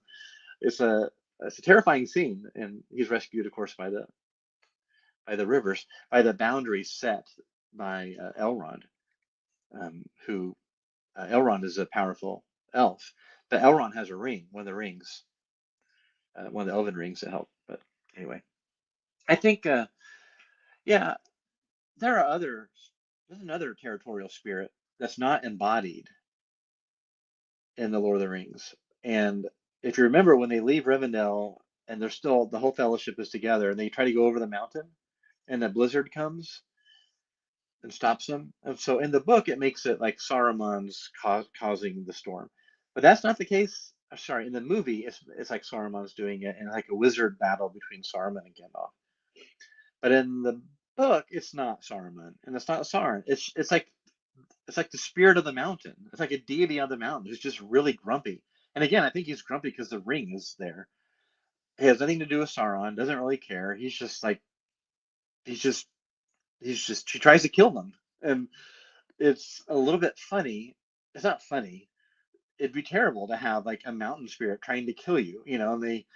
And when you read it, it's like I remember reading it and I thought, well, they're just being metaphorical, talking about the spirit of the mountain or whatever. No, I think it's actually meaning there's a spiritual power, a nature spirit over the mountain who's just like, no, you shall not pass, you know. And Gandalf, even at one point, they're even like trying to light fire to melt the snow that they're getting buried in, and they can't do it. So Gandalf actually he lights the fire, but he does it. He has to use his power, and he says, "Well, because I've used my power now, anybody who can like is spiritually sensitive." He didn't say it in these words. I'm interpreting it. Anybody spiritually sensitive for hundreds of miles is going to know that I'm here. You know, and there's like 5 people who can do that: Galadriel, Elrond, Saruman. You know, maybe some ring wraiths who are looking for him. Like like that's why, you know. And it's one of those lines I used to just read, but now when I read I'm like, man, I wonder who all you know, like it just adds because of what happens when they come down off the mountain, and it's not in the movies. I wish it would have been. They get attacked by wolves, because I think Saruman sends the wolves. Saruman picks up, oh, Gandalf, that's where they're at, and so then Saruman sends an army of wolves to go get them. Anyway, so it's a lot of spiritual stuff going on. He doesn't tell you, and that's just like in our own world, you know. And it's interesting to think about, like, as the sons of God are deposed. Now, I always imagine, going to Psalm 82, when he says the sons of God will die like men. I imagine that's still in the future. Now, I know other people would disagree, but I imagine that judgment, when the wicked sons of God will be transformed. Basically, they are immortal beings who will be transformed to mortality, and therefore immortal beings will be transformed into immortality, right, at the resurrection. The corruptible will be made incorruptible. At the same time, or maybe right after that, when we get to judge the angels, they will be incorruptible, made corruptible, and then will die. And then we would take their place. Now, that's probably oversimplification. So I think we Protestants like to do, we way oversimplify the spirit realm. I think the spirit realm is very complicated. More complicated. It's just very complicated. And that's why I enjoyed trying to read the supernatural, like the Lord of the Rings. Like there's all sorts of things going on because he's writing it from a medieval, and the medieval framework, it's a Catholic supernatural framework in the medieval world. It's very complicated, right? They spent centuries thinking about it. Same with the Orthodox. Like they spent centuries thinking about it and working out what's going on. And I'm not saying they're all. Yeah, I'm not saying it's all right. It's just they've thought about it, right? yeah, for sure, it's multi-layered. Doug, would you like to continue with more spiritual forces and entities? Sure. Who else do you want to talk about? We're coming up. We've been talking for a little Well, bit. I think orcs would be the next one on the list, Yeah, unless yeah, I yeah. So something. often you'll hear people say, "Well, orcs, Morgoth took the orcs or took elves and twisted them into orcs." So that's not in the Lord of the Rings. That's in something that was written later. So orcs are irredeemable in the Lord of the Rings. They are basically embodied demons. They are embodied demons. They are irredeemable. And Tolkien never really worked out how a good god could make something irredeemable. And so after Lord of the Rings was written, he spent a lot of time trying to work it out, trying to make it work. And that's where the idea that they were warped elves came from. But in the text itself, they are basically irredeemable. They are embodied demons, and they are horrific. And what Saruman does, and Saruman is a wizard, and a wizard is an embodied spiritual power, not as powerful as Sauron, but pretty powerful. He takes some orcs and he takes humans, and he blends them, just like the sons of God did in Genesis 6, or the divine beings did in Genesis 6. He blends them and he creates super orcs. Now, some of them look quite human, and he sends them off into the north to be spies. Others are just really powerful orcs. They're the Uruk-hai. And the movie tries to capture them a little bit. But what's different about them, orcs can't stand the sun, right? They can't fight in the daylight. They hate it. It burns them because they're demons. Just like in the spirit realm, um, like the enemy likes to attack at night. He just does. Um, the Uruk-hai, who are half human, they're hybrids. But that's interesting. That's one of the most sinful, wicked events in the Lord of the Rings books. When the good guys realize Saruman did what? That's horrifying. How to even think about how that happened. It's just terrifying. And I'm like, yeah, just like the sons of God. I guess that's terrifying. So so that's how they are. They're embodied. They're basically embodied demons, and they're just wicked, and they're not redeemable. That's why it's okay to indiscriminately massacre them, because they're trying to indiscriminately massacre you. So it's hard for us to understand, and that's been a criticism of the Lord of the Rings. But nonetheless, that's just the world of that book, right? These are creatures that are really bad, but not necessarily uh, warped elves, which was a concept he developed later after the books were a hit, actually. I So just that's got interesting. excited about another biblical parallel with Genesis 6, even though I know it was not meant for good, but still I got excited how Tolkien borrowed yet another idea from the Bible. It Mhm. just makes me excited. Yeah, there's a lot of that, right? Um, Wizards, sometimes people will say they're like basically embodied angels, and they are. I mean, that's a great way of saying it. They were sent specifically to rally, not like the freaking Rings of Power books, which are movies, which are terrible, a TV show. They're actually sent with a purpose in the Third Age after the rings have been forged, but they're sent to rally the forces of good. And I have a theory about the wizards, by the way. It's not my theory. Here's a theory about the wizards. Their robes indicate the area that they're supposed to be good at. So Gandalf the Grey, it's like back in the medieval period, scholars would wear robes over that reflected the color, like their color reflected their school. And so you have blue wizards. I don't know what they're over, but then you have like the brown wizard. He's not in the movie. I guess he is in the Hobbit films. He wears brown, Radagast, because he works as nature. And then Gandalf, he specializes in the mortal races, the free races, the humans, the elves, the hobbits, and so he's Gandalf the Grey. Saruman the White specializes in the enemy. He specializes in Saruman. And his job is to like directly take on Sauron himself. And eventually he rejects that. And so then when Gandalf gets killed and he comes back as Gandalf 2.0, he's more powerful than he was before. He takes on the white robes because now his job is to rally the forces and take on Sauron directly. So that's the theory. It's like people, there's only a few of them, like 5 wizards. The blue wizards go off somewhere, and who knows what happened to them? Nobody knows. But that's kind of fun. That's kind of fun. Oh, I want to talk to you about. I mentioned the spiritual power of the Shire. So Gandalf says something interesting in the ring race. They get sent by Sauron to go find the ring, and they don't know where.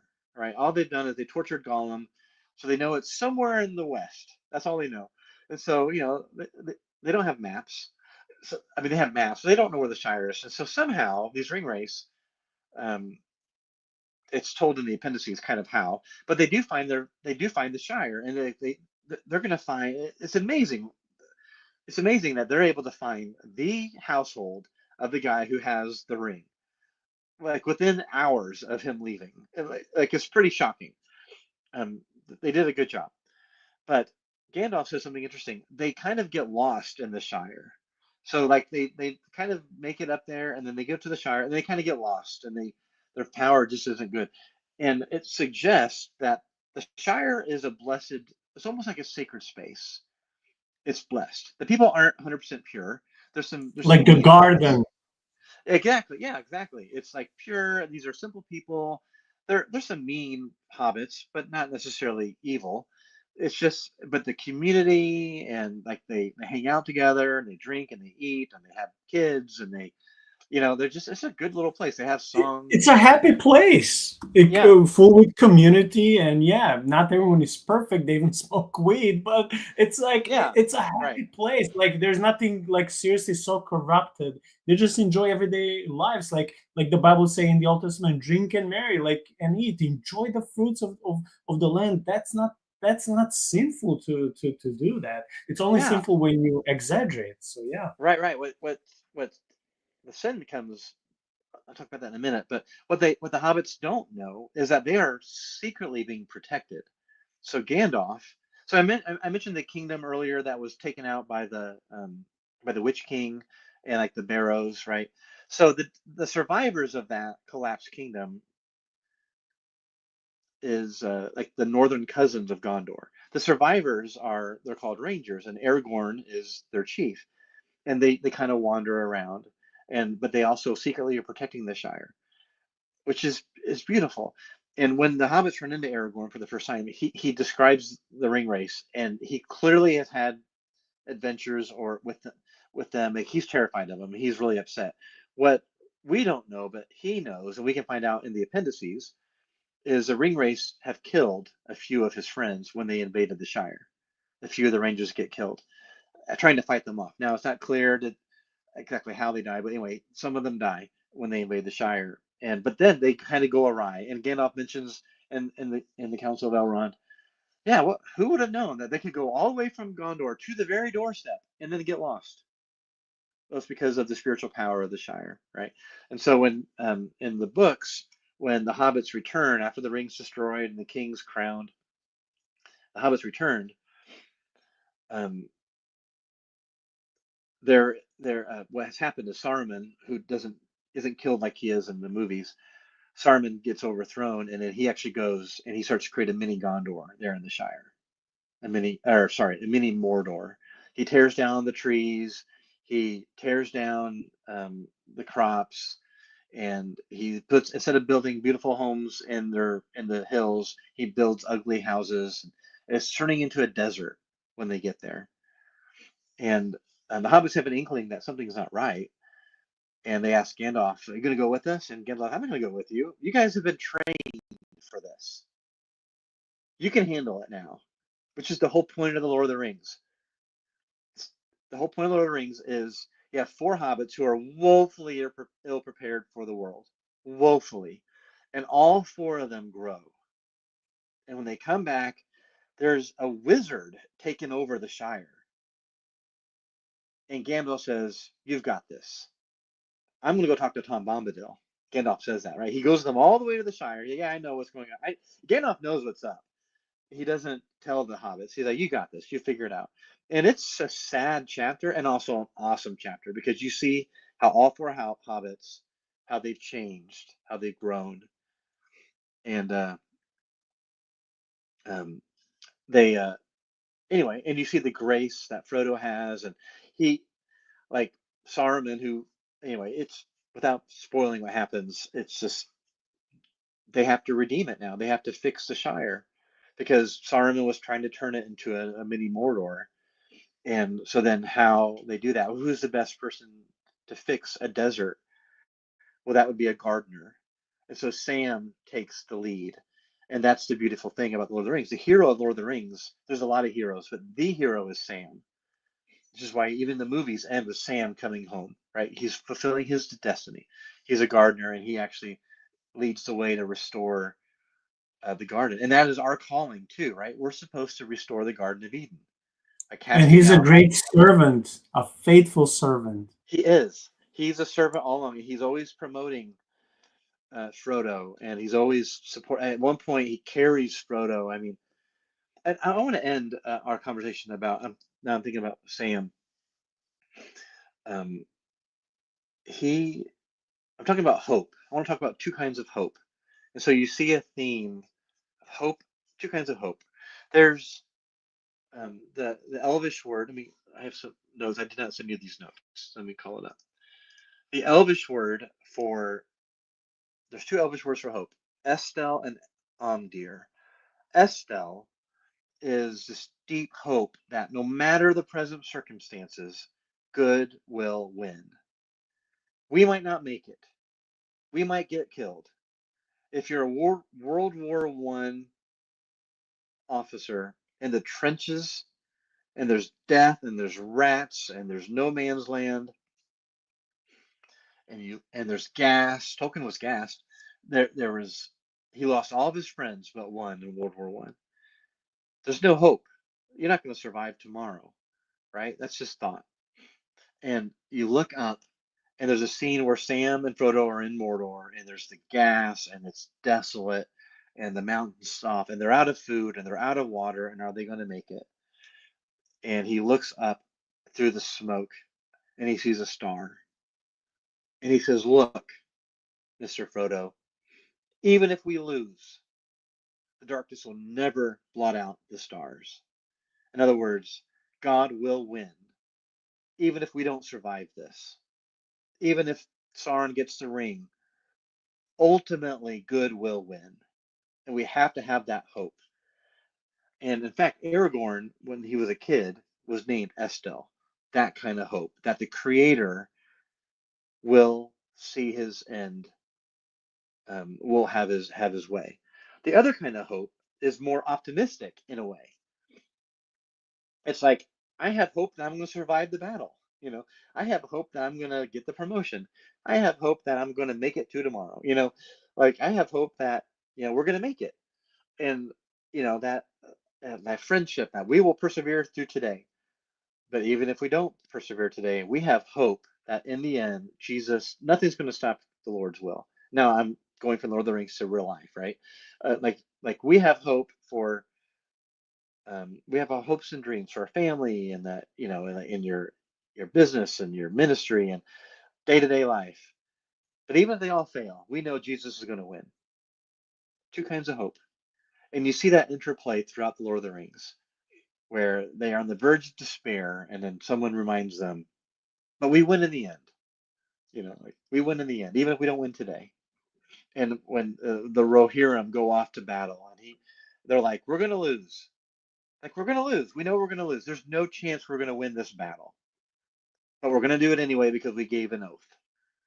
And it's just so emotional. Like, we have no hope we're going to survive, but we gave an oath and we cannot go without a fight.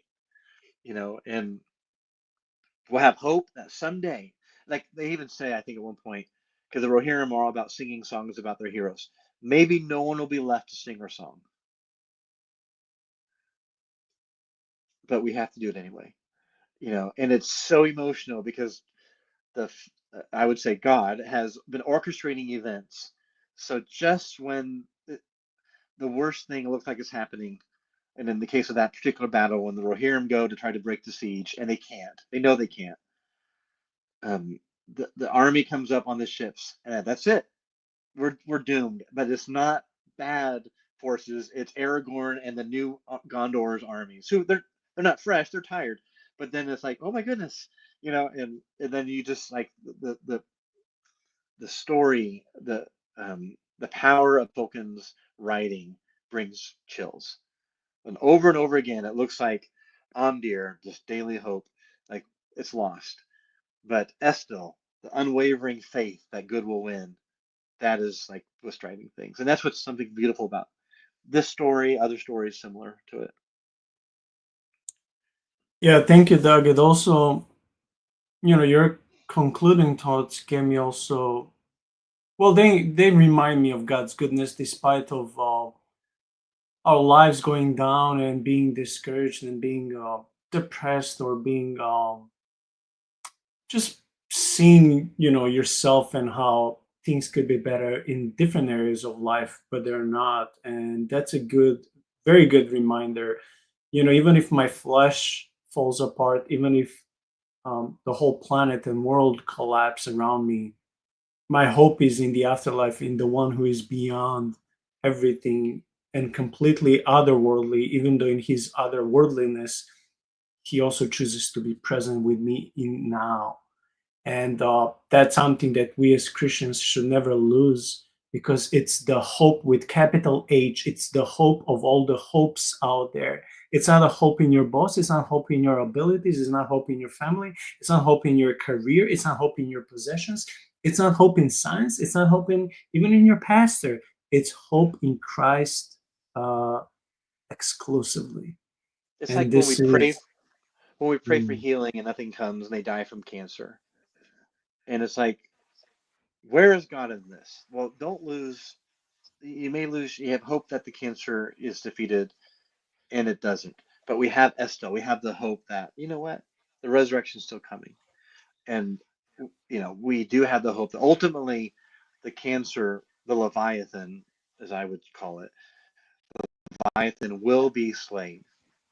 Someone mentioned in the chat the marriage supper of the Lamb. So we're going to be served barbecued Leviathan.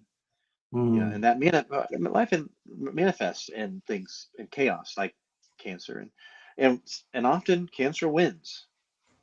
We have hope.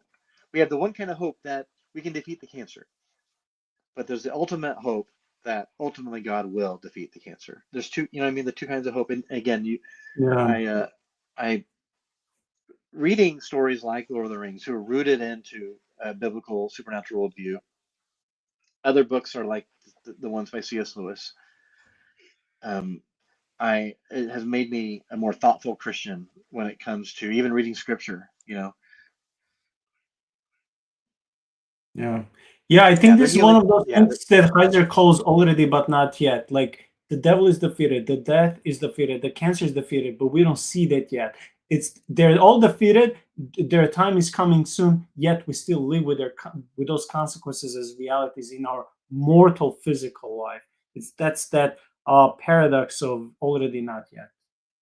And that is a beautiful, that is one of the messages. We're recording this for Christmas, right?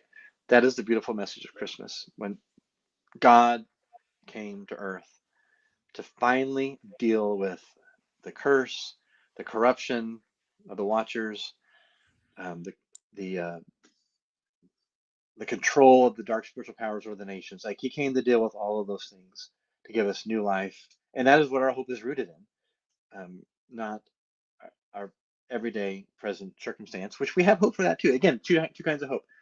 And by the way, Lord of the Rings is a Christmas story because the hobbits and the Fellowship of the Ring left Rivendell on December 25th. Yeah. Have Did I you get have that? you read Tolkien's Noel poem? Yes. It is completely about Christmas. It's like it's undeniable, and it should Yeah. serve well for our atheist and skeptic friends who would think that Tolkien and Christianity are, they're not connected, but they're deeply connected. You can't take religious and spiritual parallels from the Bible because people, especially from Eastern Europe, who tend to be coming from communist countries and they're inevitably atheists, many of them. And I speak with them; they love Tolkien, but the moment you tell them, Tolkien's material is inspired by Christianity, they'll say, "No, it's coming from medieval Europe and this or paganism." And I'm thinking, but that doesn't mean it also cannot be driven out from Christianity. One does not have to exclude another. Like sometimes we have this false dichotomy. It has to be this or that. Why not both? So for people That's who what, would yeah, not, that's what he said about, Beowulf, right? Beowulf, of course, was a pagan mm, story, but with the Christian take on it. I mean, that's what he wrote. The mm, Silmarillion, which um, is in the Tolkien universe, was not published. He didn't finish it, but his heirs published it. Many people have observed this Divine Council Worldview. Like I mentioned Elbereth. There are other spiritual powers, and like Eru, the god of the Lord of the Rings, the one God, the creator God, he delegates authority to these spiritual beings, and just like what we see in Scripture. So it's beautiful. I mean, it's not in the it's and all that is the backstory of Lord of the Rings. That's why don't skip the poems. The poems allude to this stuff. The poems, they're called the Valar, the Valar, Valar, the spiritual powers over, and like the hobbits are they're not really aware of it, but the people in Gondor, whenever they finally make it to Gondor, and Faramir is he rescues Frodo and Sam, and they actually say a prayer before they have a meal, and Frodo didn't know what to do. Like, he understood some Elvish, but he did not get Gondor, and they learn about that later. And in the frame of the Lord of the Rings, Bilbo, who retires to Rivendell, writes the Silmarillion. That's the frame of it.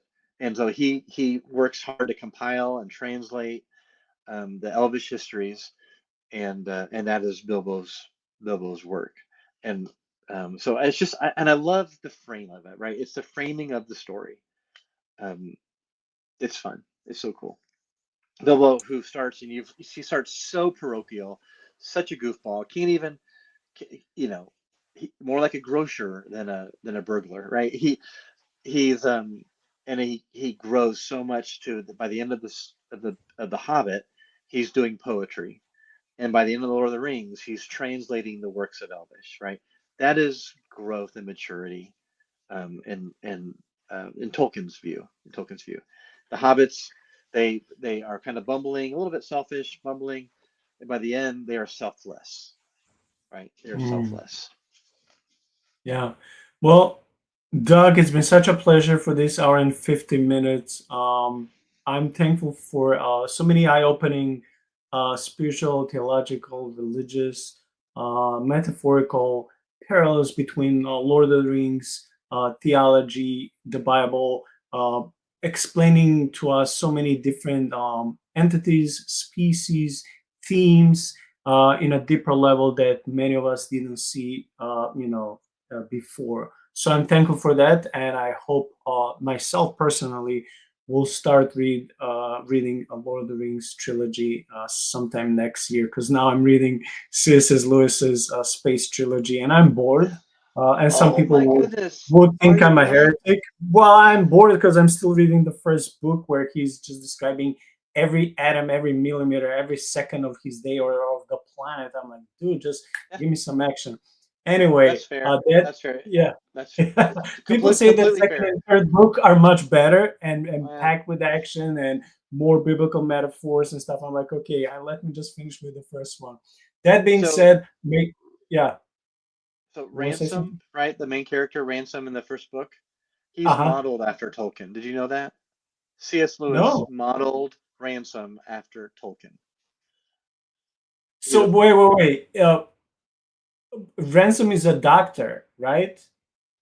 And Yes, he's a that's a linguist doctor, longologist. so he actually represents Tolkien. You're saying, Yes, wow. yes, Okay, now I'll yeah. be slightly more excited to read the book, to It's continue reading.